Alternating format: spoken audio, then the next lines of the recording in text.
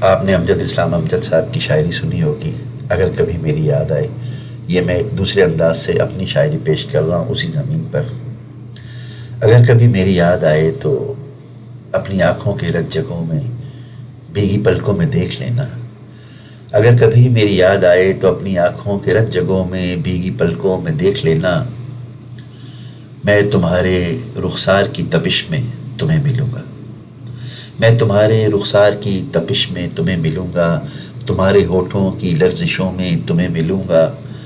اگر کبھی تم آئینہ دیکھو تو تمہارے عکس آئینہ میں تمہیں ملوں گا۔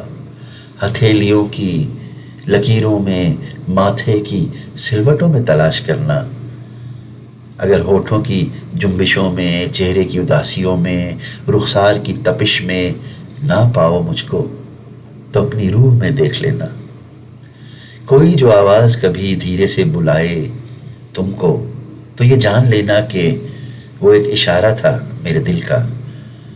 مگر یہ ممکن ہی کس طرح ہے کہ تم کسی کو جو اتنا چاہو تو وہ کوہ فلک سے آ کر تمہارے قدموں میں نہ آ گرے۔ کبھی فضاؤں کے سفر پر نکلو تو اس اماوس کے چاند پر بھی اترنا۔ میں اس اماوس کے چاند جیسے کہیں چاندنی کی چشمگی روشنی میں کھل چکا ہوں۔ میں چاندنی کی شعاعیں بن کر تمہیں ملوں گا۔